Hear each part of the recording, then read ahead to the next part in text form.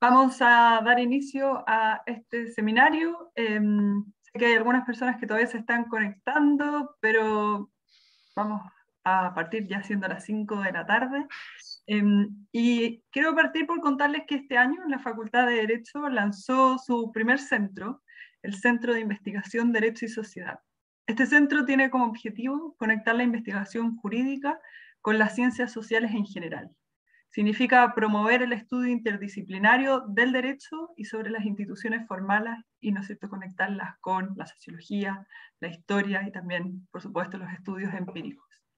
El CITS, como le decimos en la facultad, busca ampliar la comprensión de las instituciones legales, abordarlas, como ya decía, desde el derecho, pero en su conexión con las ciencias sociales, para incorporar también el contexto en que éstas funcionan y los efectos que producen. El CITS todavía no cumple un año, pero ya ha abierto camino. Para quienes les gusta escuchar podcasts, tiene una línea de podcast que pueden encontrar en Spotify, vamos a dejar el link. Y en su conferencia inaugural, hace no tantos meses, aunque ahora el tiempo se diluye, tuvimos con nosotros a Insa Koch del London School of Economics y a Lisa Hilbink de la Universidad de Minnesota, quienes presentaron sus investigaciones sobre las relaciones de los individuos en sectores marginales o medios de la sociedad con instituciones tanto en el Reino Unido como en Chile. Hoy nuevamente nos reunimos aquí al alero del Centro de Investigación de Derecho y Sociedad para continuar sobre uno de los temas más relevantes de nuestro país y de Latinoamérica, que es cómo se relacionan las personas con el derecho y con las instituciones del Estado. Para ello tenemos el privilegio de tener con nosotros a Javier Aullero, profesor de Sociología Latinoamericana de la Universidad de Texas, Austin. El profesor Aullero cuenta con numerosas publicaciones en castellano, en inglés, ha publicado libros en las editoriales académicas más prestigiosas, con foco especial en la sociología urbana y en particular en la experiencia del Estado en comunidades marginales en América Latina. Es, por supuesto, un referente para quienes están interesados en etnografía y en la posibilidad de este tipo de estudios. Y aquí estoy simplificando enormemente el currículum del profesor Aullero que aquí nos acompaña. Vamos a hablar hoy, en esta conversación, de los efectos que genera la espera de prestaciones de servicios asistenciales. Vamos a hablar de violencia, de narcotráfico, de inseguridad. Vamos a hablar de cómo se ejerce en la práctica el monopolio de la fuerza y también de cinismo legal. Hemos diseñado este seminario de la siguiente manera. El profesor Aullero va a exponer por alrededor de unos 30, 40 minutos y luego lo que queremos dar paso es a una conversación. Por lo mismo, lo que queremos es quienes quieran hacer preguntas o breves comentarios nos puedan poner en el chat, de manera de que así en la segunda parte de este seminario podamos tener lo que esperamos sea lo más interactivo que permita esta plataforma tecnológica. Finalmente quiero agradecer muy especialmente al profesor Aullero por su generosidad y su tiempo, ¿no es cierto? Se mostró desde un primer momento disponible a estar con nosotros. Y quiero ir a algo que dice al inicio de su libro sobre la política de los pobres, el libro que trata sobre las prácticas clientelares del peronismo. Y ahí señala que, y lo cuenta, ¿no es cierto?, muy bien sobre que, el momento en que estaba avanzando en su disertación, que luego se transformó en este libro, ¿no es cierto?, y que le preguntan sobre en qué estantería se ubicaría su libro en la biblioteca. Y el profesor Aullero dice en esa introducción que lo que buscaba era una disertación que trascendiera los límites disciplinarios profundamente enraizados, tanto mentales como institucionales, posicionando su trabajo en un estante improbable de la biblioteca. La invitación hoy, esta invitación a esta conversación que tenemos aquí, es precisamente a eso, a una interacción entre disciplinas, dando cuenta de las necesarias complejidades que se deben tener en cuenta para lograr abordar estos y muchos otros fenómenos. Muchas gracias, profesor Aullero, por estar aquí con nosotros y tiene alrededor de 30, 40 minutos para su exposición. Gracias, Isabel, por esa introducción. Me había olvidado de ese párrafo. Y gracias, Javier, Wilhelma, por la invitación. ¿Me escuchan bien, no? Sí. Hubiese sido muy difícil para mí imaginarme hace 33 años que iba a estar dando una charla en una facultad de Derecho, porque hace 33 años fue que abandoné la carrera de Derecho en Buenos Aires para dedicarme a la sociología, luego de haber estudiado 3 años. Y si bien quiero hacer en la introducción de mi charla, dar una breve cronología, no yéndome a mis primeros años del estudio de sociología, sino hacer una breve cronología por el trabajo que vengo haciendo, digamos, tratando de construir una especie de sociología política de la marginalidad urbana, para llegar al recientemente publicado libro que se llama, en español, se llama Entre narcos y policías. Y lo que quiero hacer en esta breve autobiografía es tratar de hacer justicia al título de esta charla, que es Hacer espelar y violar la ley, el Estado en los márgenes urbanos. Voy a compartir mi pantalla. No sé si alguien me puede dar una señal de que esto se está viendo, Se ve, una manito que me haga se así, ve, ¿sí? se ve, se ve. Hay que Perfecto. ponerla en presentación, creo. Si se deja así, se ve bien, ¿no? Sí, Sí, perfecto. Porque quiero ver lo que viene después, digamos. Pero hace más o menos 15 años, cuando estábamos junto a mi coautora, que aquí se ve vestida de rojo, Débora Swistun, estábamos terminando nuestro trabajo de campo en Villa Inflamable, un barrio muy pobre en las afueras de la ciudad de Buenos Aires, una zona altamente contaminada del conurbano bonaerense. Empezamos a descubrir que los habitantes de esta zona, de esta villa llamada Villa Inflamable, estaban siempre esperando que algo suceda, ¿sí? O un test que viniese a probar definitivamente que estaban contaminados, o un censo que viniese a decir cuántos eran efectivamente los habitantes de ese lugar, o una orden de desalojo o de reubicación. Ellos vivían, decíamos en el libro que fue publicado al año siguiente, en un tiempo alienado, y estaban obligados, como decía el sociólogo Pierre Bourdieu, a esperar que todo llegue desde otros. Cuando estábamos terminando este libro, dándole como los últimos toques al manuscrito, empecé a pensar que si bien existía una relación muy particular, extrema diría, entre el tiempo, el comportamiento y la sumisión en Inflamable, ese tiempo de espera, esta dinámica de gente que siempre está esperando podía ser aplicada a muchas otras poblaciones subalternas. Poblaciones subalternas que comencé a estudiar en el libro que Isabel mencionó, La política de los pobres sobre las prácticas clientelistas del peronismo. Y de ahí surgió mi interés por lo que quería llamar la espera de los marginados. No solo un interés por la estratificación de la espera, como todos sabemos e intuimos, los que más tienen esperan menos, los que más tienen esperan menos en el doctor, en el hospital, los que más tienen esperan menos las vacunas, etcétera, etcétera, sino por la manera en que la espera es vivida por quienes suelen tener que esperar más del Estado y quienes más necesitan del Estado. Empecé a pensar a la espera no como una práctica negativa, una especie de práctica en donde a uno le dicen todavía no es su turno, sino en los efectos productivos que podía tener la espera. ¿Qué se jugaba, qué se manufacturaba, qué se fabricaba mientras ciudadanos marginados, pobres, esperaban del Estado? Quizá valga la pena recordar que la raíz latina de la palabra paciencia, pati, viene de sufrir, de aguantar.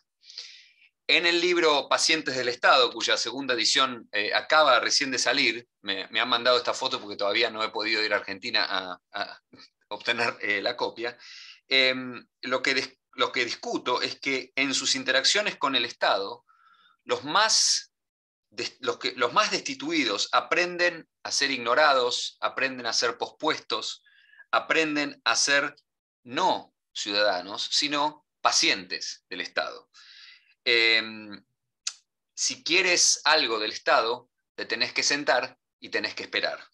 Al ser forzados de manera recurrente a acomodarse a los dictados del Estado, los pobres urbanos reciben lo que en el libro llamamos sutiles lecciones de subordinación política. ¿Por qué empiezo con esto? Porque cuando estaba terminando Pacientes del Estado incluye un capítulo en donde volvemos a Inflamable para ver la situación en la que estaba el barrio luego de varios años de haber terminado el trabajo de campo. Se me ocurrió que, además de revisitar Inflamable, podíamos realizar trabajo de campo en una zona marginada en donde las fuentes de contaminación no fuesen tan obvias. En Villa Inflamable, los vecinos en realidad cuando abren las puertas de sus casas pueden ver las chimeneas y el humo que sale del polo petroquímico, que es el segundo polo petroquímico más importante del país, situado en el municipio de Avellaneda, en donde empresas como Shell, como Yacimientos Petrolíferos Fiscales, un sinnúmero de empresas químicas tienen su base. Pero ¿qué pasaba cuando la contaminación la fuente de contaminación no es tan visible? Eso me llevó al barrio de Arquitecto Tucci, otro barrio relegado, otro territorio de relegación del conurbano bonaerense, y me llevó esta vez de la mano de una vieja amiga y maestra de escuela primaria, María Fernanda Berti, con quienes comenzamos la colaboración con la idea de replicar, como hacen los sociólogos, replicar un estudio en un lugar distinto, en Arquitecto Tucci. Y lo que hicimos fue pedirle, aquí pueden ver una imagen de Arquitecto Tucci, que es un barrio muy popular del conurbano bonaerense.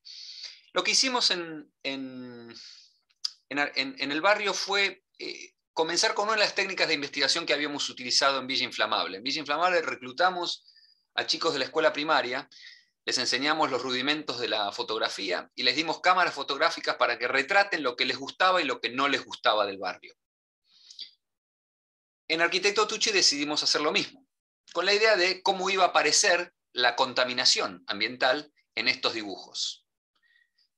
Lo que nos devolvieron los chicos, esta vez no fue con cámara fotográfica, sino que fue con dibujos, fueron cosas que les gustaban, como el fútbol, jugar al fútbol, y cosas que no les gustaban. En este caso, lo que no les gustaba, a diferencia de los chicos de Inflamable, no eran las montañas de basura, no era el río contaminado, no era la cancha de fútbol inundada, sino era gente tirándose tiros unos a otros. Lo que les molestaba era la violencia interpersonal. No voy a describir en detalle los argumentos del libro La violencia en los márgenes. Solo resaltar dos cosas que me van a llevar al centro de esta charla. Estamos muy acostumbrados a pensar a la violencia urbana o a la violencia en general, cuando hablamos de violencia, de manera muy compartamentalizada, ¿sí? Hablamos de violencia doméstica y hablamos de violencia de género, hablamos de violencia vinculada a las drogas o violencia callejera, hablamos de violencia pública y de violencia privada, ¿sí? De hecho, medimos la violencia urbana de una manera, por tasas de homicidio, que no tiene en cuenta la violencia que ocurre al interior del hogar, ¿sí? El argumento central, uno de los argumentos de la violencia en los márgenes, es que la violencia se presenta de manera concatenada, ¿sí? Que en realidad lo que pensamos que son episodios discretos de violencia, un tiro en la calle, o una madre que le pega un castañazo o un golpe a su hijo, la quema de una casa o una violación, en realidad si uno mira con más detenimiento la secuencia de eventos que llevan a cada uno de esos episodios, en realidad en muchos casos está en presencia de concatenaciones violentas, no solo de episodios. Ese era uno de los argumentos del libro, intercambios violentos encadenados. Pero en realidad en el libro esa fue la versión en inglés del libro, parte del trabajo de campo que realizamos junto a María Fernanda para dar con la idea de la experiencia cotidiana de la violencia en este barrio, fue asistir a reuniones comunitarias y a marchas en contra de la violencia, pidiendo la paz social en el barrio. En una de estas marchas yo tomé esta foto y el chico tiene un póster que dice: estoy creciendo en un barrio lleno de drogas y delincuentes, ¿qué hago? Esta marcha estábamos caminando hacia, como pueden ver aquí, estábamos caminando, esta también es una foto mía, hacia la comisaría del barrio. Y en parte de los reclamos de los vecinos que asistían, que iban a esta marcha, pedían, como se puede ver en la tapa del libro Entre narcos y policías, pero en este volante que tengo aquí, que me dieron los propios vecinos, pedían basta de zonas liberadas en el barrio, paz, trabajo y justicia, basta de zonas liberadas, drogas, muerte, exclusión, delincuencia. ¿Qué querían decir los vecinos con basta de zonas liberadas? ¿Liberadas por quién? Liberadas por la policía, para que los traficantes hagan sus negocios. Ahora, uno puede pensar que es paradójico que una manifestación vaya a una comisaría a reclamar por el fin de la violencia y le pida a los policías que dejen de liberar la zona. Las paradojas nunca detuvieron a los movimientos sociales y mucho menos detuvieron a estos vecinos que se estaban organizando en contra de estas zonas liberadas. Desde ese momento empecé a trabajar con la idea de cuál era el vínculo entre las altas tasas de violencia que ocurrían en este barrio y el accionar de la policía. ¿Sí? Fue así que empecé a pensar en cuál es la complicidad del Estado en la producción de la violencia. Y es eso sobre lo que quiero hablar hoy en ya perdí la cuenta, los minutos que me quedan. ¿Sí? No sé a qué hora empecé a hablar, así que ustedes me dirán cuando llego a los 35 minutos, ustedes me avisan. Yo te aviso, Javier, no hay problema. Perfecto. Bien sabemos que durante las primeras décadas del siglo XXI, la mayoría de los países de América Latina han sido testigos de un aumento de la violencia urbana que hacen que América Latina como región sea la única región del mundo en donde la violencia letal, esto es, las tasas de homicidio, sigan creciendo sin estar en guerra. ¿Sí? Es cierto que esta es una manera, como decía antes, una manera particular de medir la violencia urbana, una manera particular, quiero decir, altamente masculinizada de medir la violencia urbana, porque estamos solo midiendo las tasas de homicidio.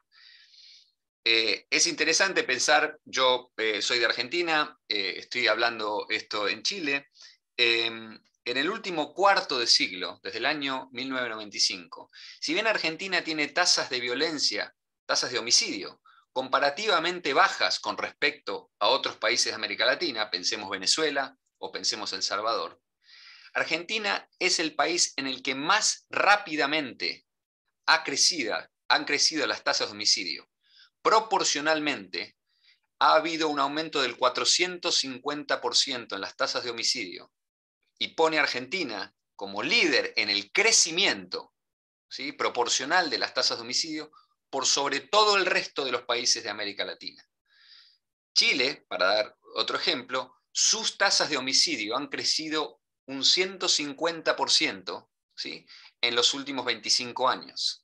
De ahí es que buena parte de esta discusión sobre las percepciones de inseguridad no tienen en cuenta este dato tan central. No se trata de cuán alta o baja es la tasa de homicidio, sino lo rápido que han crecido estas. De ahí esa sensación de inseguridad que si uno compara, por ejemplo, Argentina con El Salvador, uno diría a la gente de Argentina, no hay motivo para estar preocupado.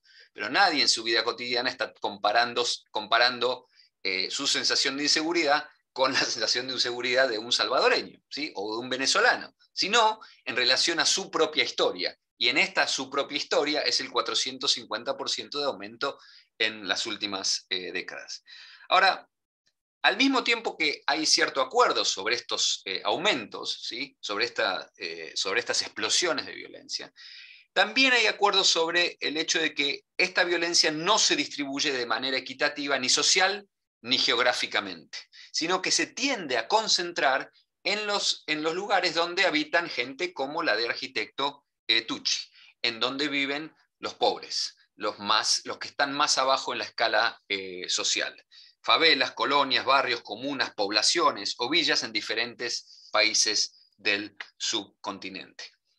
Ahora, hay un sinnúmero de estudios en las ciencias sociales que han notado, que han establecido ciertas relaciones entre aumento de la violencia y cuáles son los factores que están en el origen de este aumento de la violencia. Se habla del desempleo, la desigualdad, la acumulación de desventajas estructurales, la disminución de la eficacia colectiva, el resquebrajamiento de mecanismos de control social informal, la ausencia de infraestructura social y la influencia combinada de, en el caso de América Latina, para estos territorios de relegación urbana en particular, la influencia combinada de la frágil legitimidad estatal en el uso, en la concentración, en el monopolio de la violencia legítima y el tráfico de drogas. Es en esta última, este último par, tráfico de drogas, frágil monopolio del uso de la violencia física, en el que me quiero concentrar hoy. Es cierto que quienes viven en zonas marginadas de América Latina son muchas veces olvidados por el Estado, otras veces son castigados y abusados por él, pero también están sujetos a los que el cientista político Desmond Arias denomina colusión policial criminal, o lo que en lugares como Arquitecto Tucci se llama el arreglo o la prote. Esto es las relaciones clandestinas entre policías y quienes cometen actos que el propio Estado define como criminales. ¿Sí? El objeto empírico del libro que acaba de salir en Argentina, Entre narcos y policías, que en inglés se llama El Estado ambivalente, y sobre esta discusión después podemos detenernos un poco más, es justamente el universo empírico de conexiones clandestinas entre actores estatales y sectores dedicados a la criminalidad, ¿sí?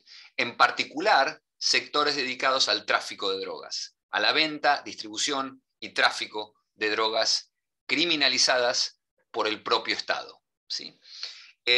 Y para establecer un poco mejor lo que en el libro La violencia en los márgenes estaba a nivel del rumor, todo el mundo en el barrio hablaba de la prote o el arreglo, o cómo los policías, convivían con los traficantes. Lo que decidimos para tener una ventana de acceso a los secretos del Estado, una ventana, no la única existente, no una ventana privilegiada, sino una mirada, es hacer algo que no se había intentado, o no se ha intentado hasta donde yo sé, metodológicamente, cómo estudiar los secretos del Estado, era combinar el trabajo etnográfico en el terreno con acceso a casos judiciales que contenían escuchas telefónicas, ¿sí? La ventaja de tener una oficina desordenada es que ahí atrás mío están todos los papeles de casos judiciales que contienen escuchas judiciales, escuchas telefónicas, que hace el propio Estado de conversaciones en las que policías y traficantes tienen entre sí, ¿sí? Ese material empírico es la base, junto al trabajo etnográfico, del libro Entre narcos y policías, ¿sí?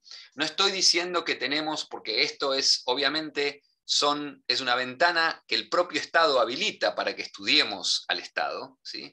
No hablo de ser un investigador intrépido que ha tenido acceso a algo, que esto es información pública, ¿sí? Que leyéndola un poco crítica y detalladamente y combinándola con el trabajo etnográfico, uno puede entender cómo es la dinámica de, por un lado, la colusión criminal estatal, y por otro, lo que muchos analistas del tráfico y la distribución de drogas hablan, pero no tienen demasiados detalles empíricos sobre, que es cómo efectivamente el Estado regula este mercado ilícito. Hay bastante consenso entre quienes estudian la relación entre Estado y mercado ilícito de drogas, que el Estado no es, un actor aparte de este mercado ilícito, sino que efectivamente regula. ¿Cómo efectivamente regula? Es materia del libro Entre narcos y policías. Sabemos muy bien que la intervención estatal afecta la dinámica de los mercados de drogas ilegales. La policía, y en esto hay bastante consenso entre quienes estudian el tema aquí en Estados Unidos y en América Latina, a menudo interrumpe, desplaza, pero rara vez elimina por completo la distribución de drogas. A veces fomenta la militarización de las organizaciones de narcotraficantes, lo vemos claramente en el caso de México, otras veces provoca conflictos internos entre fracciones de esas organizaciones ilícitas. Pero la mayoría de las investigaciones en esta relación Estado-mercado ilícito se han centrado en intervenciones legales y públicas, arrestos a líderes de mercado de drogas, como vimos hace 1 o 2 semanas en el caso de Colombia, redadas, presencia policial que se intensifica, militarización de las fuerzas policiales para combatir el narcotráfico. Y se han examinado estas interacciones como si efectivamente fuesen dos actores que se oponen unos a otros y cuyos límites están claramente establecidos. El aparato estatal, por un lado, las fuerzas del orden, las operaciones ilegales por el otro, la criminalidad. Mucha menos atención analítica, creo, se ha puesto en el funcionamiento de relaciones clandestinas entre policías y traficantes.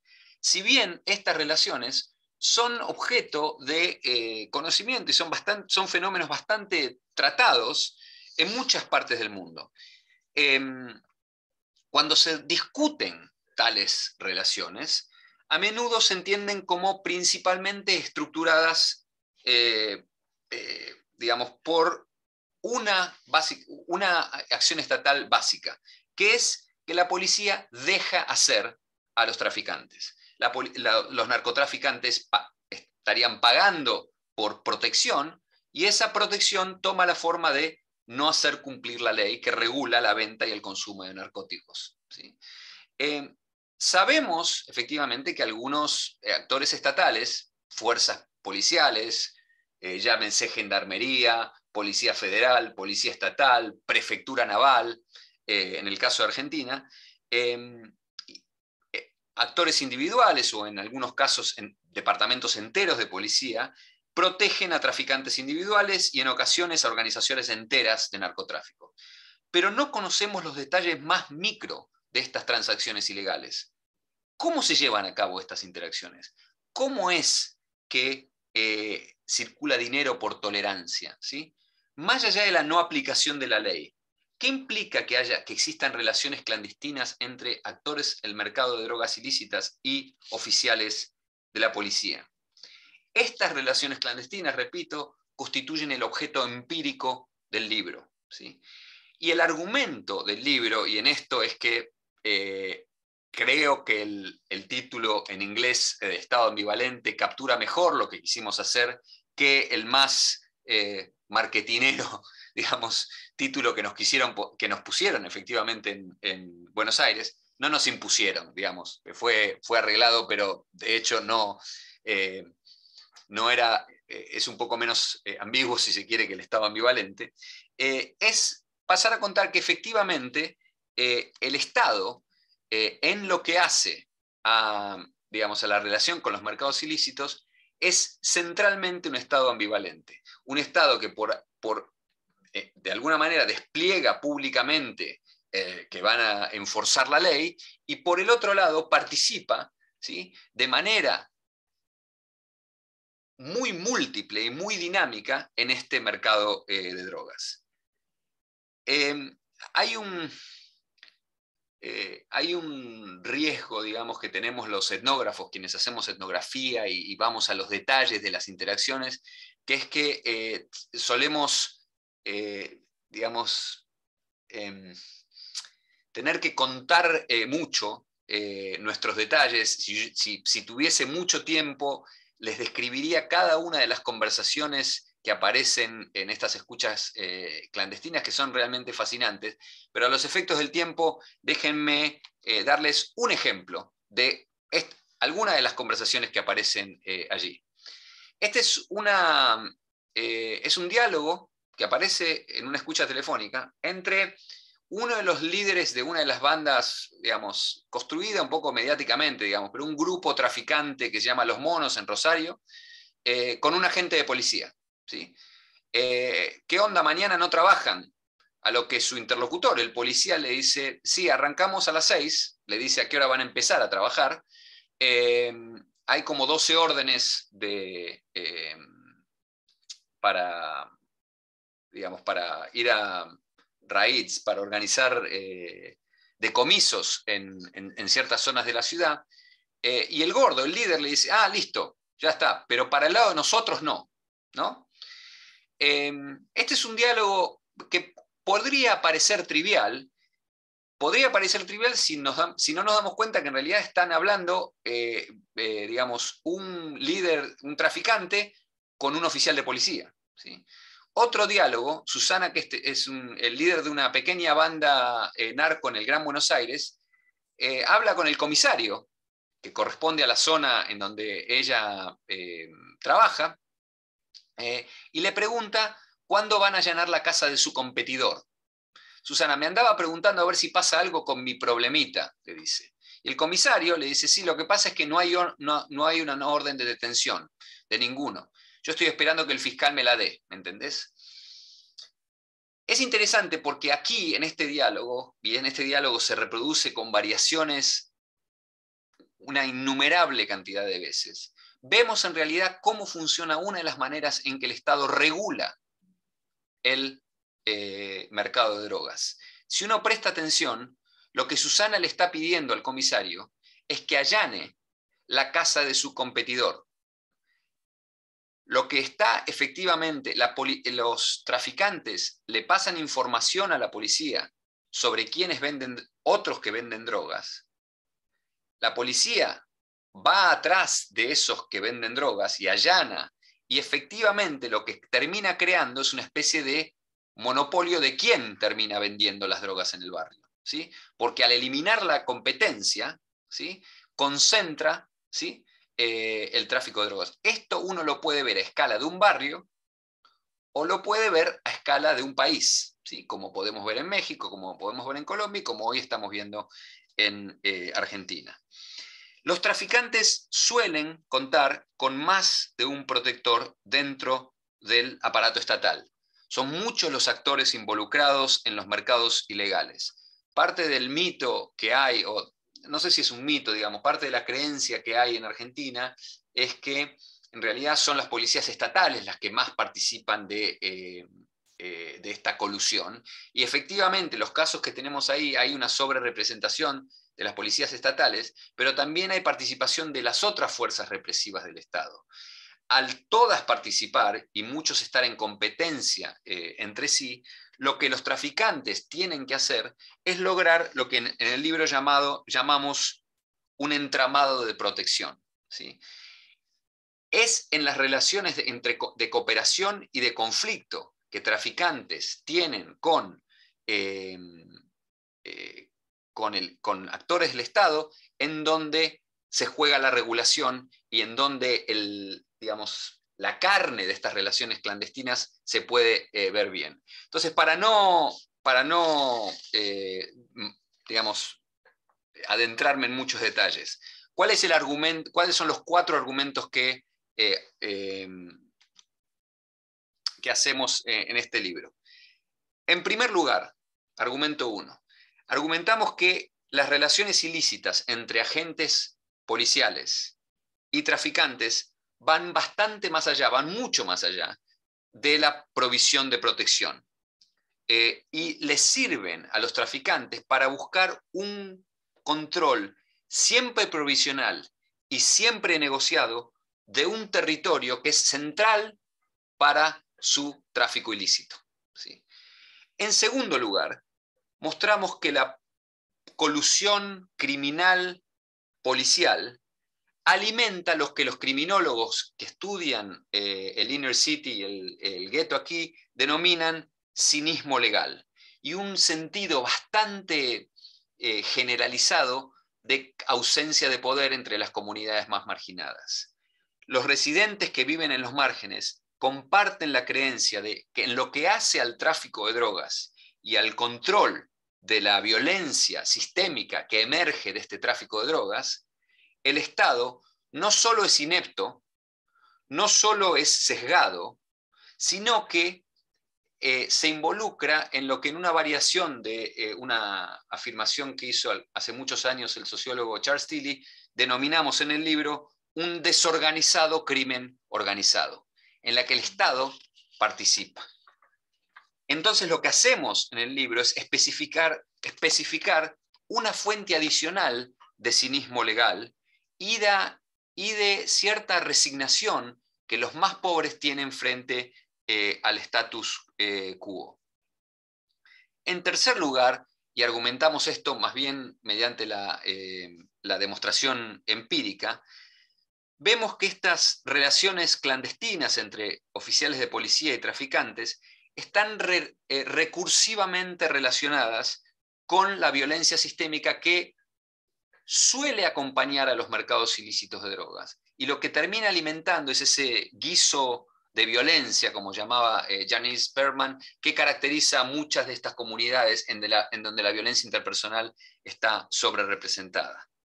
Y en cuarto lugar, aumentamos que a través de estas relaciones colusivas, la policía regula el mercado ilícito de drogas.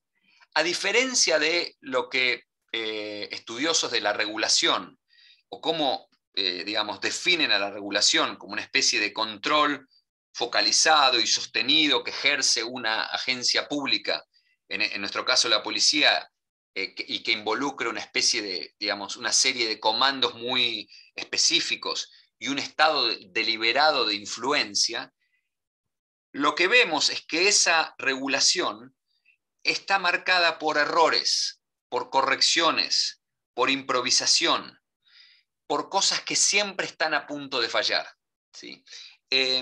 Contra representaciones que hablan de cierta especie de conspiración entre fuerzas policiales y traficantes, lo que nosotros vimos en estos casos que vimos entre narcos y policías y en los que estamos revisando ahora, es relaciones que incluyen, por cierto, bastante cooperación, pero también mucho y muy explosivo conflicto, ¿sí? ¿Cómo voy de tiempo, Isabel? ¿Tenés idea? Nos quedan unos 5 minutos.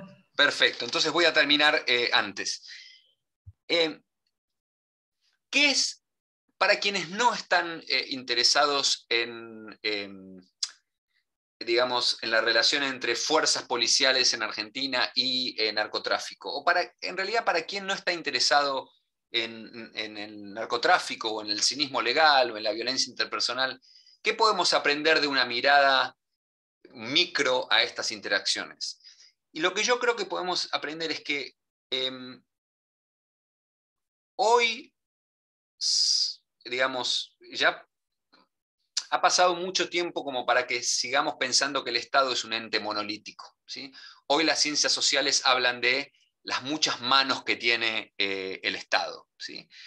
Habla de conflictos entre agencias, conflictos dentro de las agencias. Y por eso se dice, bueno, el Estado tiene muchas manos. En la famosa formulación de Bourdieu estaba la mano derecha del Estado, el Ministerio de Finanzas, o digamos el Ministerio de Defensa, y la mano izquierda, la mano derecha suele ser la mano masculina, estoy con las manos al revés en realidad, la mano derecha, y la mano izquierda, la mano femenina, la mano del Ministerio de Bienestar Social, la mano que extiende una mano a los que más lo necesitan.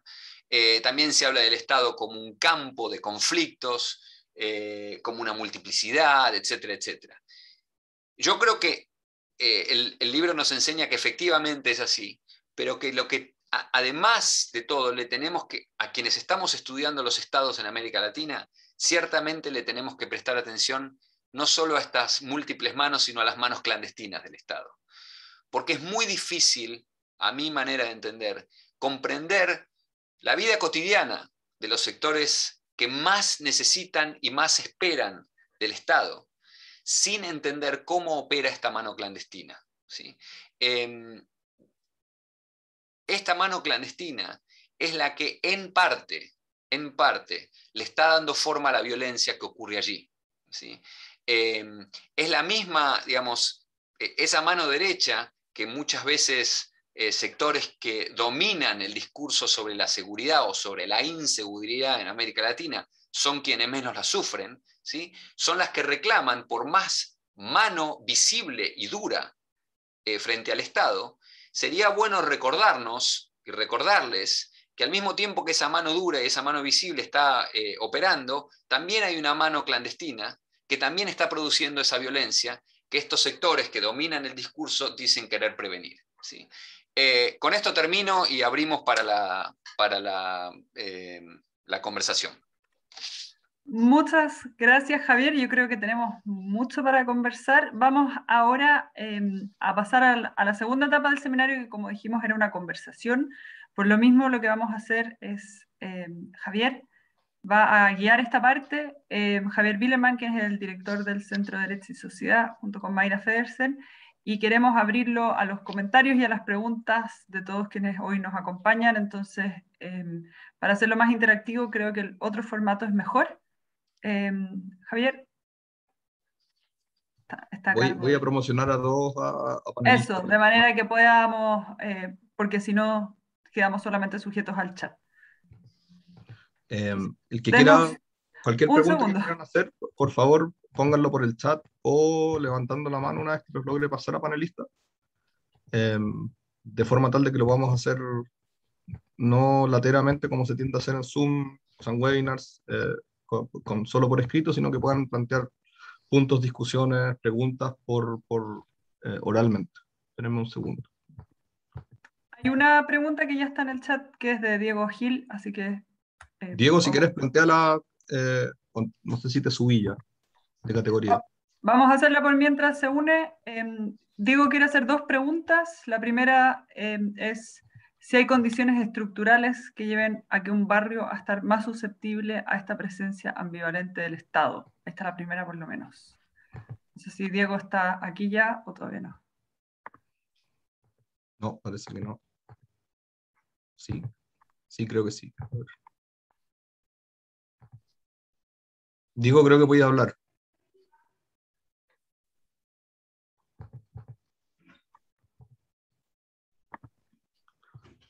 Ahí está Diego.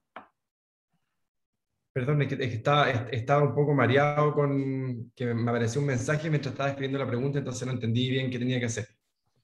Si puedes hacer la pregunta ahora viva voz, de manera que sea más interactiva. La pregunta, súper bien. No, bueno, primero felicitar primero al Centro de Investigación en Derecho y Sociedad por esta excelente instancia y agradecerle a Javier por la excelente presentación. No, yo quería, la primera pregunta que quería hacer tiene que ver con si hay condiciones estructurales en los barrios, en tipo de barrios marginales que tenemos en Latinoamérica, que hacen que hayan barrios donde sea más, o que estén más susceptibles a esta presencia ambivalente del Estado.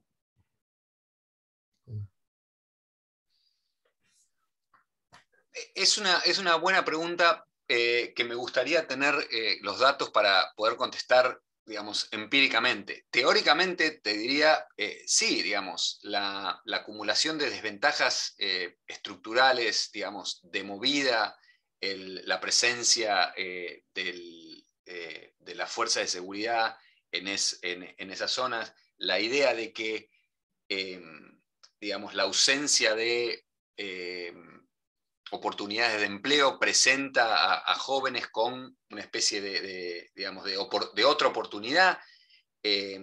Cuando uno piensa cuánto se gana trabajando un mes en el mercado ilícito de drogas y cuánto es lo que estos jóvenes reciben de un subsidio del Estado, dado que están desempleados, la comparación es, digamos, no alcanza la pantalla para dar con la diferencia, digamos, podría darte los números de la semana pasada, digamos.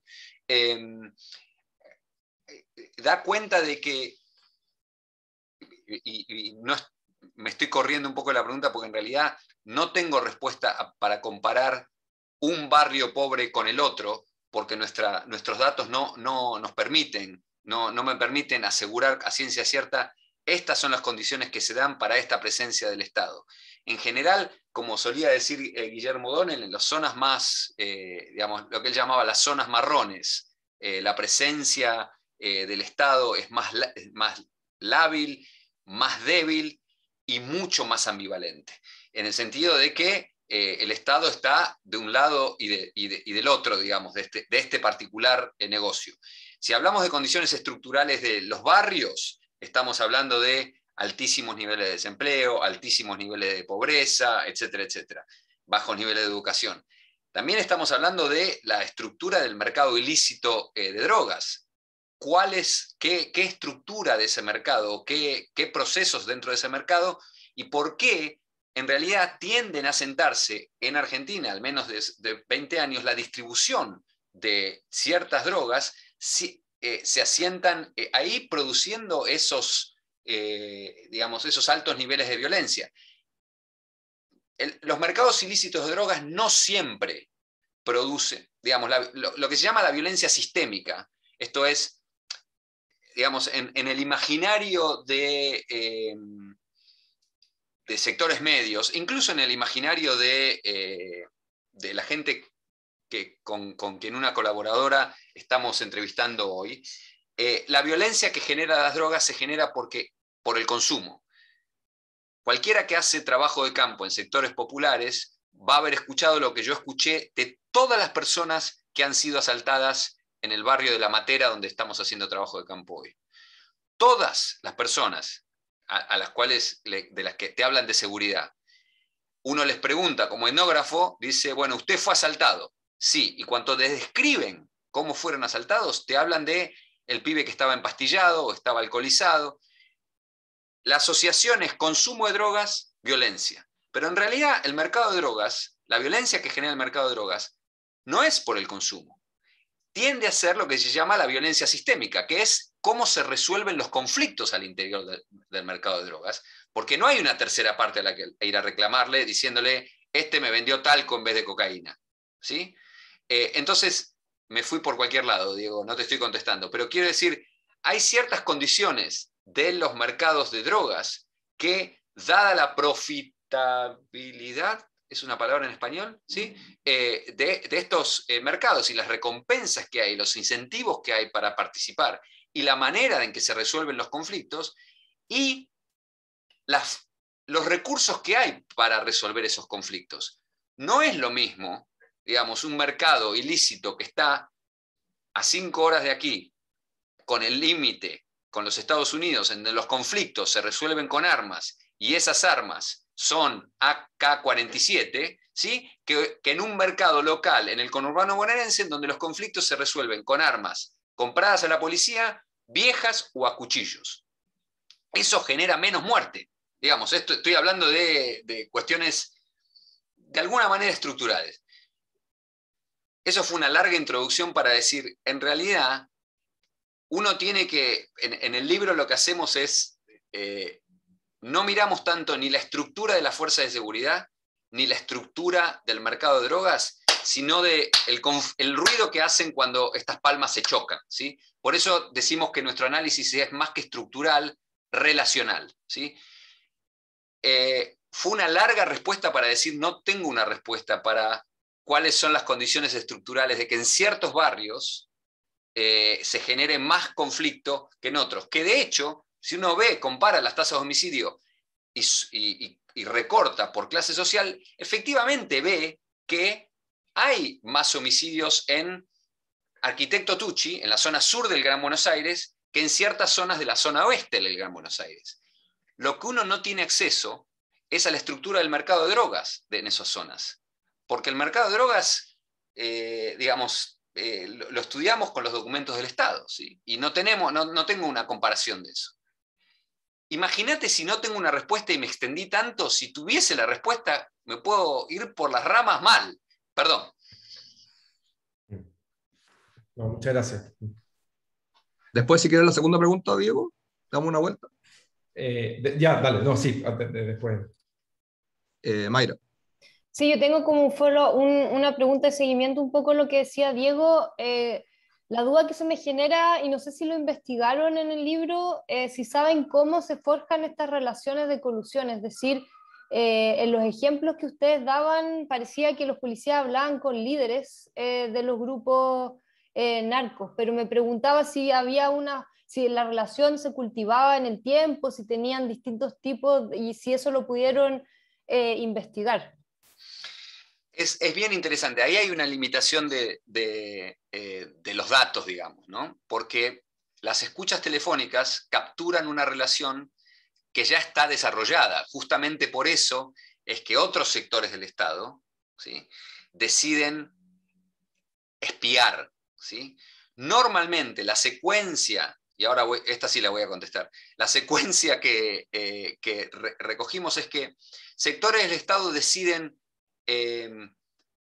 hacer una escucha telefónica cuando sospechan a alguien que está en el narcotráfico, ¿sí? Alguien que vende drogas, y dicen, vamos por Diego Gil, y lo empiezan a escuchar a Diego Gil. En el transcurso de esas escuchas, uno de los otros que están escuchando es un miembro de la Fuerza de Seguridad, ¿sí? De esas 95 investigaciones que tengo ahí, la enorme mayoría, la investigación comienza así. Ahora, vos me preguntaste cómo comienza la relación. La poca evidencia que tenemos es que la relación de colusión empieza cuando a un traficante lo agarra un policía. Y el policía, en vez de decir, venga para acá, vamos preso, ¿sí? Y tenemos uno de los casos describe esto y lo describimos en el libro, hay lo que llamamos una negociación fundacional, que es, yo te dejo libre a cambio de decirle a tu partner, a tu socio, que me traiga X cantidad de dinero, y después seguimos trabajando, ¿sí? Entonces, al principio es una relación de extorsión. El Estado crea el peligro de que te agarre, ¿sí? Y el Estado te ofrece algo a cambio de protegerte. Pero esa relación de extorsión después evoluciona en lo que nosotros vemos en esos casos, que es una relación de confianza, ¿sí? Una de las cosas que más me llamó la atención, y esto si tuviese, digamos, más acceso a los datos y pudiese hacer más análisis de redes y más, digamos, ese skill que no tengo, es que, y quizás no sorprenda esto a nadie familiarizado con el tema, es que las redes de tráfico están muchas veces basadas, como muchas relaciones económicas, en relaciones de parentesco, ficticio o no, ¿sí? Primos que venden juntos, padre e hijo que venden juntas, madre e hijo que venden juntas, ¿sí? Esto lo sabemos bien de redes de tráfico en todo el mundo. Lo que nosotros estamos viendo es que al mismo tiempo que las redes están embedded en redes de parentesco, están enraizadas en redes de parentesco ficticio o de sangre, las relaciones clandestinas con el Estado, algunas también lo están. Entonces es el traficante que es primo del policía y que le dice, bueno, yo hago negocio acá y vos protegeme acá. Y que le pase información, porque no es solo, digamos, no es solo te protejo, sino que yo confío en vos y vos me decís quiénes son los otros traficantes. Volviendo a la pregunta de Diego, parte del incentivo que hay estructural en la estructura de las fuerzas policiales para cooperar y colusionar con un traficante es que yo hago números, ¿sí? Yo colaboro con uno y agarro a 3, ¿sí? Porque este uno me sopló sobre estos 3. Hago números, que es lo que cualquier policía escucha de sus superiores. Haga arrestos, agarre a traficantes. No quiero saber cómo. ¿Y cómo? Es con la relación de colusión. Con el tiempo, estos empiezan a beneficiar y a enriquecer, ¿sí? Otra característica estructural de la fuerza de policía, los mal pagos que están, pero eso no explica solo por qué colaboran con el crimen, ¿sí? ¿Se entendió, Mayra? Creo que esta la contesté. Esta sí la contesté, creo, sí. Sigo yo. Bueno, también muchas gracias, Javier, por la excelente presentación. Yo tengo una pregunta sobre cinismo legal, sobre el concepto de cinismo legal y lo que significa en este contexto. En el contexto norteamericano, hay esta, no sé si disputa, pero hay distintas tradiciones de estudio de cinismo legal que miran distintas cosas. Algunos miran más bien disfunción del funcionamiento de la policía, disfunción, como puede ser en parte aquí, en los barrios y cómo eso genera desconfianza y aumento, por ejemplo, de las tasas de homicidio. Algunos otros miran más bien fenómenos de anomia, ¿no?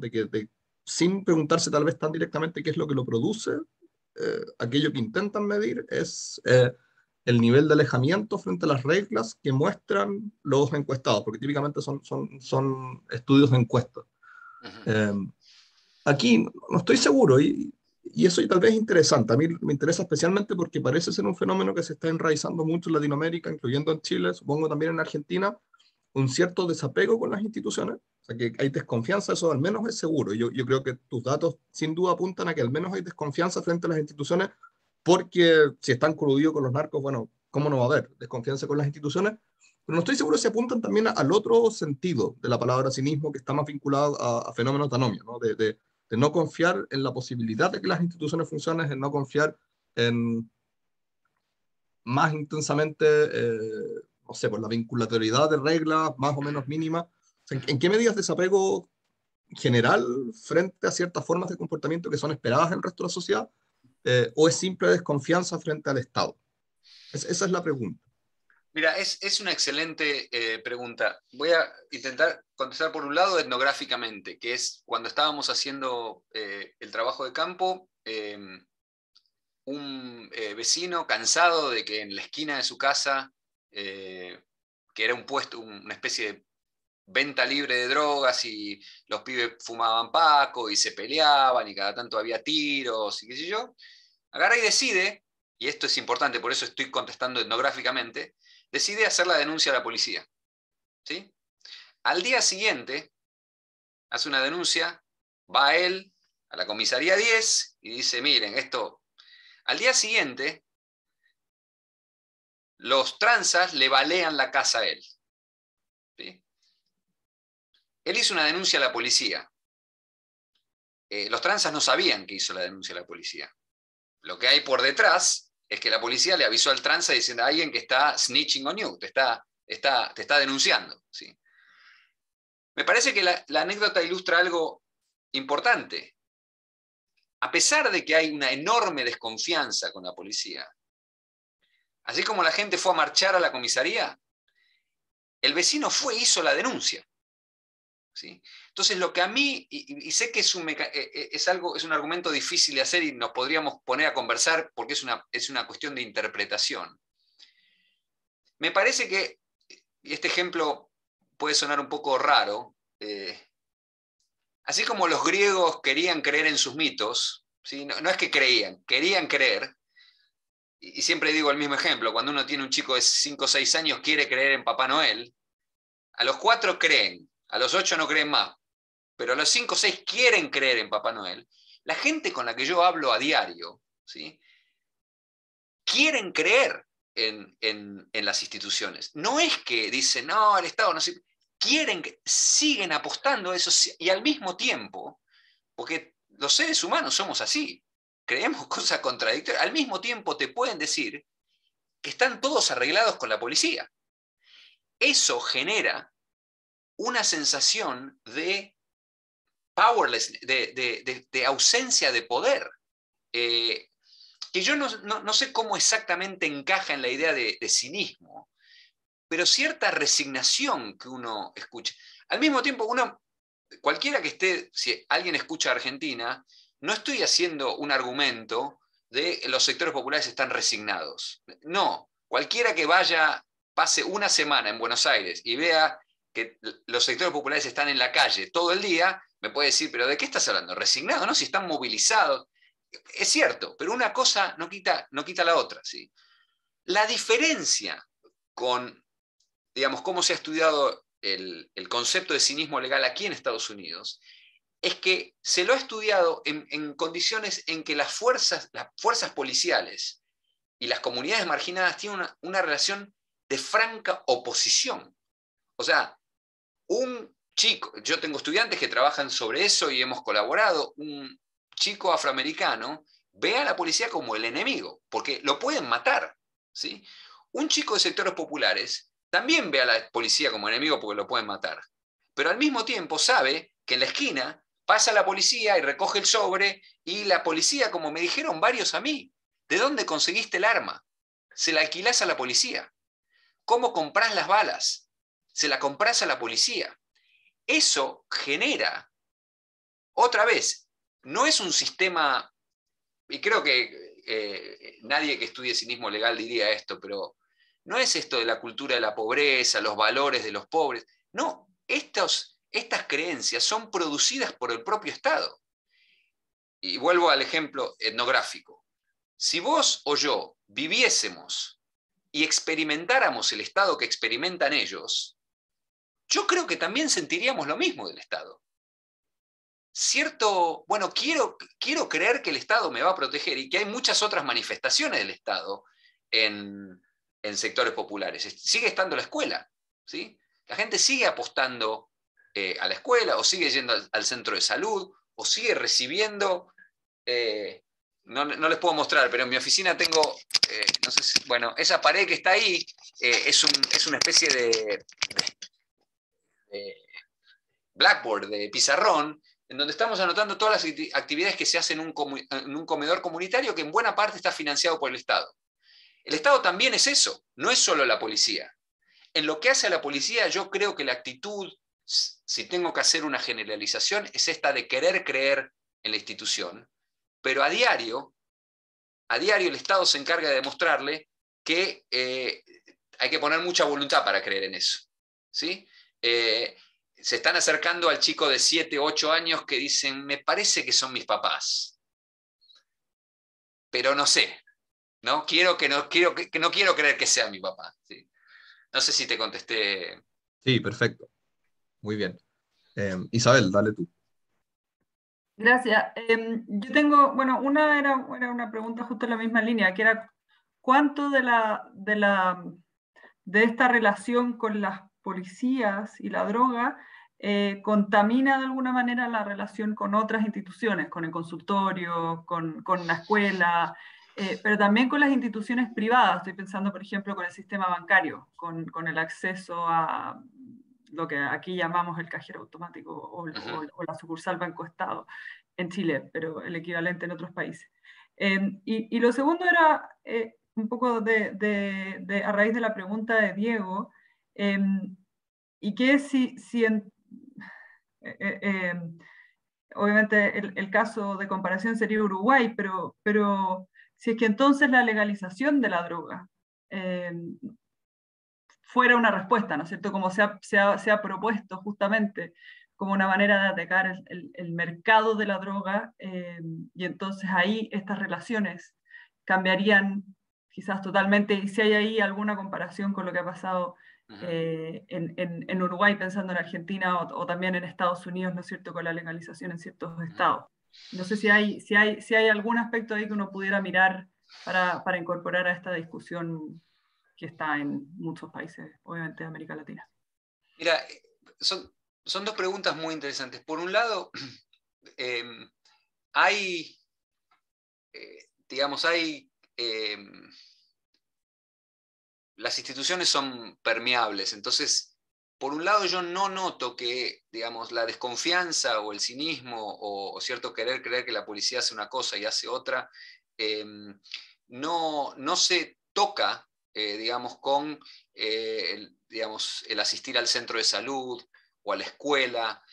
Quienes están un poquitito más privilegiados en los sectores populares, y esto es, no tengo, digamos, evidencia empírica dura, pero más bien anecdótica de lo que sucede en el lugar donde estamos haciendo el trabajo de campo, están desertando hacia la escuela privada, escuelas parroquiales, por ejemplo, y esto es interesante, que los propios sectores más pobres pagan con dinero que reciben de los subsidios estatales. ¿Sí? Lo que está sucediendo entonces es que el Estado está financiando la educación privada, ¿sí? Pero no veo, digamos, que esta relación de mucha desconfianza hacia una mano del Estado toque a otras. De hecho, digamos, con la pandemia, pero ya antes de la pandemia, con la pandemia lo que ha hecho la pandemia es empujar a estos sectores más y más hacia el Estado. De hecho, sus estrategias de sobrevivencia hoy, y en esto sí tengo evidencia porque hemos hecho los presupuestos de familias enteras, presupuestos, digamos, semanales, de cómo sobreviven. El viejo libro de una autora mexicano-chilena, de Larisa Lomnitz, Cómo sobreviven los marginados, hablaba de que sobrevivían en base a redes, ¿sí? En ese libro clásico el Estado no estaba en ningún lado. No había Estado, ¿sí? Hoy es imposible pensar en cómo sobreviven los marginados en Argentina sin pensar en el Estado. Entre un 30 y un 60% de sus presupuestos lo reciben del Estado.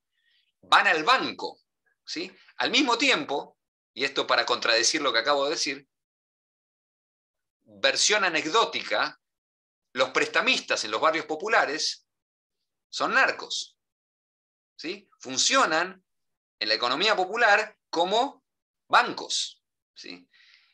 Sin embargo, la gente sigue confiando en la tarjeta de plástico, va al banco, va a la escuela, va al centro de salud, y esa relación digamos, de mucha desconfianza con la policía no afecta a lo otro, ¿sí? La pregunta del millón es qué hacer con esto, ¿sí?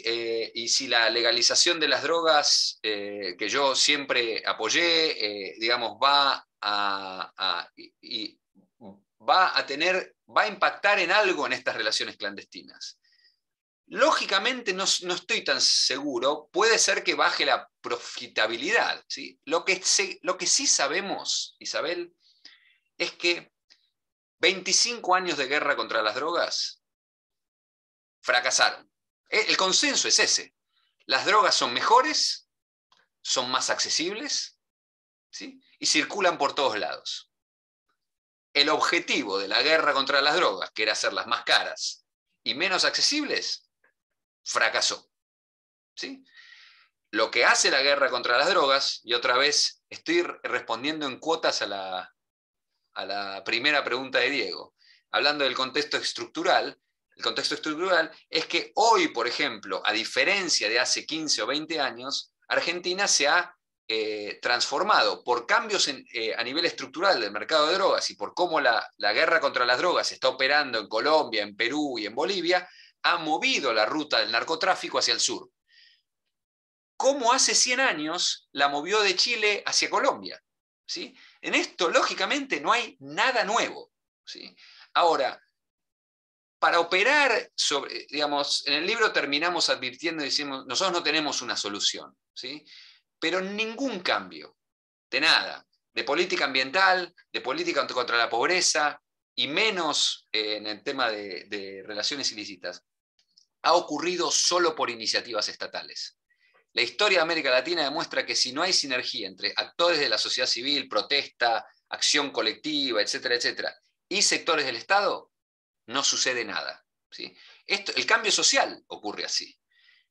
Y en esto yo quiero poner cierta confianza de que, así como el movimiento de derechos humanos trascendió diferencias, digamos, políticas muy profundas y hubo cierto acuerdo en lo que era la política de derechos humanos en algún momento en la historia reciente de nuestro país, así como comunistas y demócratas cristianos pudieron trascender diferencias en el caso de Italia y ponerse de acuerdo en ciertas cosas que no había que hacer y negociar con la mafia siciliana, me parece que habría que poner el tema de las relaciones clandestinas y que el campo político en Argentina, más allá de que es cierto que tienen que legalizar las drogas, etcétera, etcétera, el problema es que el campo político sigue mirando por otro lado y sigue diciendo que esto no es un problema, cuando en realidad muchos de esos actores políticos, sus campañas políticas están financiados por dinero del narcotráfico, ¿sí?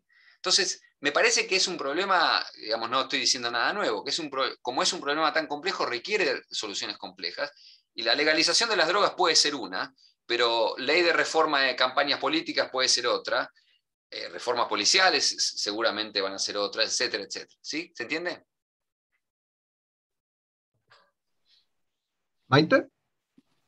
Sí, muchas gracias. Gracias, Javier, por tu presentación. Yo quería preguntar algo que está más relacionado con el argumento que tú haces en el libro de Pacientes del Estado, esta idea como de que hay otra violencia un poco más invisible, en donde el hacer esperar a las personas es también una manera de reproducir formas de dominación, digamos, hacerlos esperar en distintas instancias para recibir una prestación social, una visa, etc. Y mi pregunta sería, ¿qué tan relevante es también mirar el otro lado de esa relación? O sea, a los burócratas o a los funcionarios públicos o a aquellos que transmiten ese mensaje y esa actitud de espera que tú describes en tu trabajo etnográfico de manera muy detallada, cuál es, digamos, la opinión y la actitud de las personas que esperan. Pero mi pregunta es, ¿cuánto falta profundizar del otro lado de la relación? La respuesta, intento ser sucinto, es mucho, porque digamos, nosotros lo señalamos en el libro que no hicimos trabajo de campo con quienes hacen esperar a otros y las lógicas de por qué hacen esperar, porque ciertamente no es porque son mala gente, digamos. En muchos casos, los burócratas de calle, digamos, los burócratas del Estado, son gente muy bien intencionada, ¿sí? Cualquiera que sea padre sabe, como soy yo, sabe que con las mejores intenciones le jodemos la vida a nuestros hijos.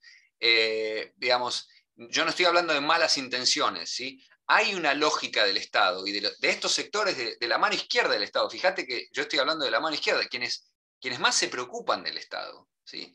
Pensemos estoy en conversación ahora con alguien que es una defensora oficial, los defensores oficiales que tratan causas penales con clientes ultra marginados, desposeídos de todo tipo de capital económico y que están saturados de casos. Ellos no hacen esperar a sus clientes por ser mala gente, sino por condiciones estructurales de su propio trabajo, que habría que indagar mucho más. Lo de Pacientes del Estado fue una especie de invitación a seguir indagando y yo aplaudiría a cualquiera que tiene tiempo y energía para pasarse del otro lado del mostrador, ¿sí? Para ver cómo efectivamente se manufacturan esos pacientes, ¿sí? ¿Andrés? Sí, muchas gracias. Bueno, a los organizadores, organizadoras por la instancia. Gracias, Javier, por la presentación también, muy interesante. Y un comentario y una pregunta. Cuando te escuchaba hablar, inevitablemente recordé de inmediato, o pensé de inmediato en experiencias, digamos, de intervención estatal en sectores populares en Chile, y pensé de inmediato en un sector popular aquí en Santiago, que está intervenida por la policía hace por lo menos 20 años. Es decir, en cada esquina del barrio hay policía, hay carros de policía, y hay generaciones de niños que entonces han crecido con esa policía fuera de la casa, digamos. Abren la puerta y lo primero que ven es una policía, una tanqueta, y entonces lo que se provoca, digamos, en términos de construcción de subjetividad, vivir, digamos, esa experiencia. Eso era lo que me surgía, digamos, al escucharte a propósito de las experiencias que has investigado en Argentina.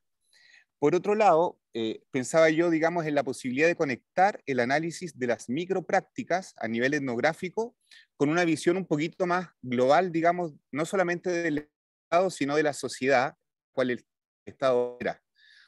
Que efectivamente es muy interesante, digamos, analizar cómo el Estado interviene, digamos, o se hace presente en los territorios, pero también es verdad que no es cualquier Estado, ¿no? Es un Estado que tiene ciertas características, que supone ciertas cosas, para decirlo en breve, es un Estado neoliberal, ¿no? Y entonces, en ese sentido, uno podría decir que lo que se actualiza al nivel de las microprácticas también es un neoliberalismo en donde el Estado, digamos, tiene mucho que decir porque básicamente lo produce o lo vehiculiza, ¿no? No es un Estado en abstracto, quiero decir, sea del lado izquierdo o sea de la mano derecha, como tú lo... Es un Estado que se actualiza neoliberalmente. Esa es la segunda cuestión que me surgía, digamos, a propósito de tu presentación. Y lo tercero, y esta es la pregunta, Javier, que ¿por qué hablar de ambivalencia? ¿No? ¿Por qué la categoría de ambivalencia, justamente para retratar al Estado, sería una categoría, digamos, analítica, pertinente, sobre todo pensando o sea, sobre todo porque uno podría pensar de que aquí más que ambivalencia hay una planificación sistemática de construir a los sectores populares de una manera específica y por lo tanto a las experiencias, digamos, de vida en los sectores populares en una orientación determinada. Ya sabemos, porque tú lo has escrito en distintos libros, que no hay ausencia de Estado. No es que haya un problema, digamos, de que el Estado está ausente de los sectores populares, está cotidianamente presente. Y entonces me preguntaba yo si es que esta presencia justamente del Estado no tendrá que ver menos con una ambivalencia, sino más bien con un diseño de un régimen de gobierno que espera justamente ese tipo de prácticas que tú muy bien has descrito en los sectores populares. Es decir, uno diría lo contrario de la ambivalencia. No sé cómo lo ves, Javier. Sí. Muchas gracias por tu presentación. No, gracias a vos, Andrés. Y es una pregunta, y es algo, digamos, sobre lo que vengo pensando hace un tiempo, porque en la violencia, en los márgenes, en el primer libro sobre violencia, hablábamos de una presencia intermitente, segmentada y selectiva, ¿sí? del Estado, en lo que hacía sus diversas funciones. Cuando uno toma solo la función policial en relación al narcotráfico, se me ocurría que la idea de ambivalencia capturaba esta idea de, por un lado, estas digamos, manifestaciones medio Foucaultianas de vigilar y castigar empieza con este despliegue público de la violencia estatal, ¿no? La tortura, la mazorca, vamos a mostrar cómo el Estado funciona. Y esto lo vemos cada mes y medio. En Argentina, 2 meses, hay un gran operativo contra el tráfico de drogas, ¿sí? Entonces, helicópteros, policías, mucha gente, un gran despliegue del poder estatal. Anecdóticamente digo que uno de esos despliegues ocurre en Arquitecto Tucci y al día siguiente nosotros estábamos escuchando las escuchas telefónicas viendo cómo estaban arregladas. Digamos. Entonces, ambivalencia en ese sentido de que simultáneamente y en un mismo territorio, el Estado, uno podría hablar de contradicción, hace 2 cosas contradictorias al mismo tiempo, ¿sí? Dice perseguir la droga y estos propios agentes del Estado arreglan colusivamente, clandestinamente, como diciendo, a este lo perseguimos, a este no. Dame cierta cantidad, digamos, cierta proporción de tu coso, se la pasás al comisario. Y así, cantidad de cosas que hace el Estado, ¿sí? Te soy honesto, a mí me cuesta hablar de un diseño, porque, y estoy absolutamente de acuerdo con vos, en que en realidad los sectores populares no experimentan el neoliberalismo, no experimentan el colonialismo. Lo que experimentan es una policía corrupta, una clínica que no funciona, una escuela que se inunda, y durante todo el tiempo que nosotros hicimos trabajo de campo en Arquitecto Tucci había 3 días de clase por semana, porque o había un paro de maestros, o estaba inundada la escuela, o se había inundado el baño de la escuela y no se podía estar del olor. Entonces, eso uno puede obviamente vincularlo con políticas neoliberales, absolutamente, pero lo que experimentan en el día a día es una práctica estatal. El Estado, de otra manera, es una abstracción, ¿sí? Entonces, yo estoy de acuerdo con vos, ahora te me moviste, ahí estás. Este Zoom, estás hablando con una persona y de golpe aparece otra. Experimentan estas relaciones. ¿Y por qué me cuesta hablar de diseño? Otra vez, porque lo que veo, y en esto quiero ser muy, quizá, demasiado respetuoso, y llamame empiricista, está bien, lo acepto. Demasiado respetuoso de la evidencia con la que trabajo. Y la evidencia con la que trabajo, más que de diseño, habla de un nivel de improvisación, Andrés, que es maravilloso desde el punto de vista de que podríamos escribir una novela con esto, pero siempre hay errores, todo está a punto de fallar, más que de un brazo articulador, es lo que Tilly hablaba de que te gobiernan medio con el codo, ¿no? Con un codo invisible, ¿no? Que quieren hacer una cosa y les sale otra, ¿sí? Pero ese quieren hacer una cosa y les sale otra no es solo los policías, sino que es sectores de la criminalidad. Entonces es en esa relación que a mí me cuesta, y por ahí, por eso quizá el libro no es ambivalente, es más ambiguo en su argumento, hablar de diseño y de planificación, ¿sí? ¿Cuánto de esto tiene que ver con la lógica del Estado neoliberal? Infinita, porque de lo que estamos hablando es finalmente de la implosión de otro Estado que conocíamos, ¿sí? Y fíjate el ejemplo que yo di, que no tiene que ver con los narcotraficantes, que es que subsidios del Estado son utilizados por los sectores populares para financiarse la educación privada, ¿sí?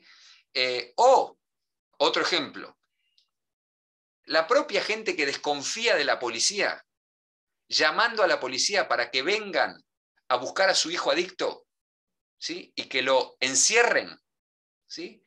Ni Foucault, en sus estudios sobre gobernamentalidad, hubiese soñado con este ejemplo. Yo reclutar al Estado para que me venga a gobernar a un miembro de mi familia porque yo no puedo, ¿sí? Digamos, en ese sentido estoy absolutamente de acuerdo con vos. Podemos conversar si el mejor concepto es el de ambivalencia, y en eso estoy de acuerdo, sí, sigo dudando.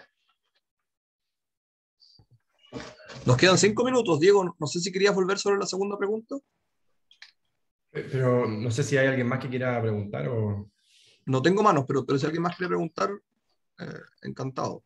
Ya, sí, no, un par de cuestiones.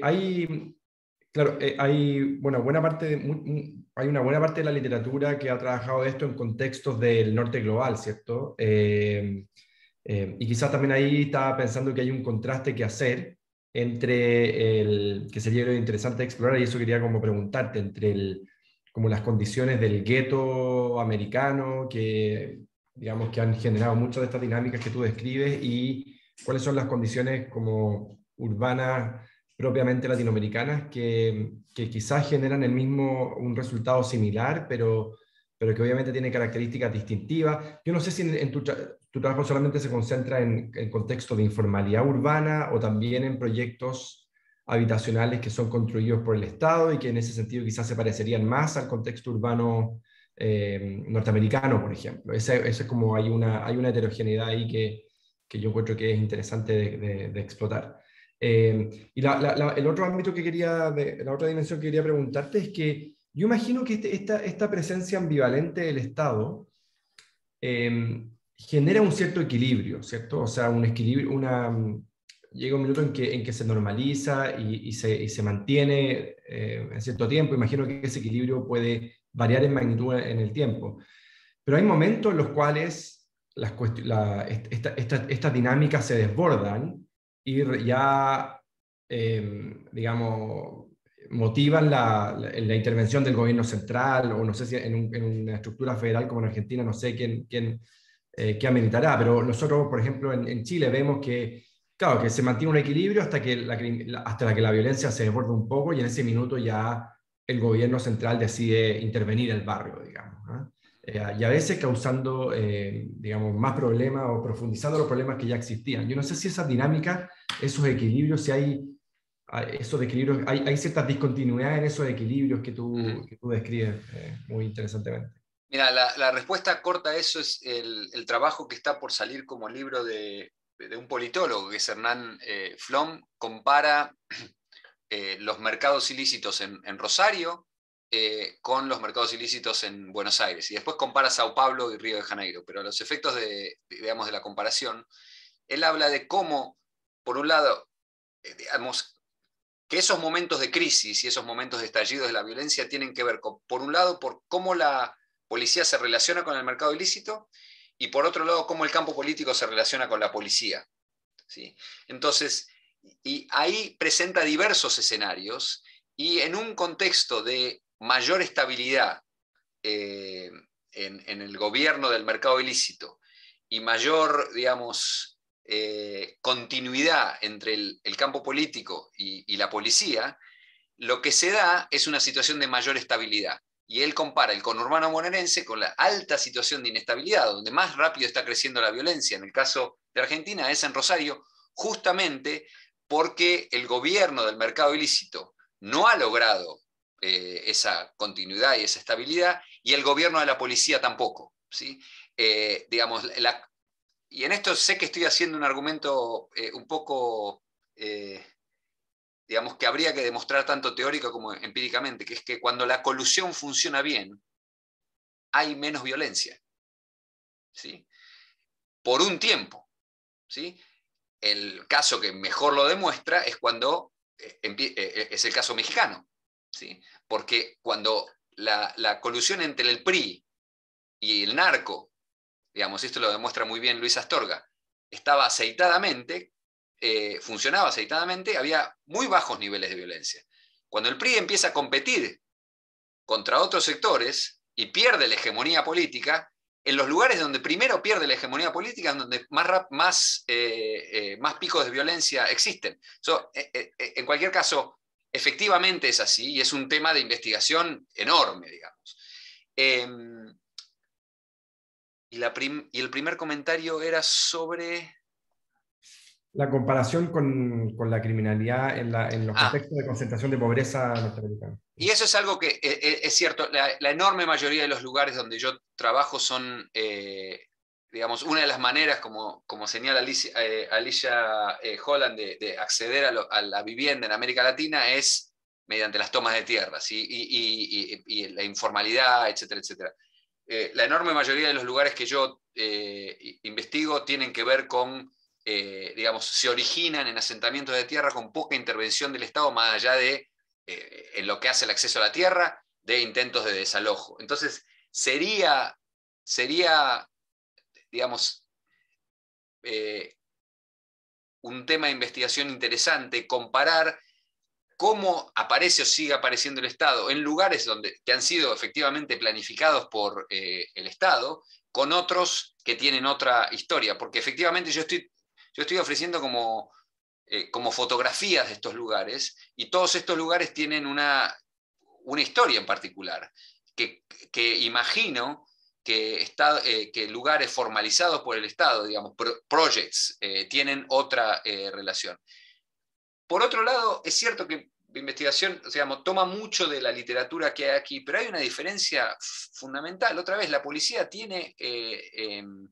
los sectores del Estado en el inner city y en el gueto, desde el total abandono hasta la presencia hiperrepresiva que uno puede registrar en Filadelfia, en Detroit, digamos, y que cada tanto aparece en la news cuando matan a alguien, es muy distinta cualitativa y cuantitativamente de cómo funciona el Estado en nuestros países, ¿sí? Entonces, digamos, yo no hago este estudio comparativo, y es una empresa arriesgada, digamos, de hacerla por muchos motivos, pero sería interesante indagar un poco más. No te queríamos quitar más tiempo, Javier. Muchas gracias. Yo tenía una pregunta adicional, pero me la guardo. Muchas gracias por todo, muchas gracias a todos por la asistencia y la paciencia. Fue realmente una conversación muy interesante, y nos seguimos viendo todos. Muchas gracias a ustedes y gracias por la invitación nuevamente. Que estén todos muy bien. Muchas Chao, gracias. gracias. Hasta luego. Chao, que estén bien. Igual, Chao. que vaya bien.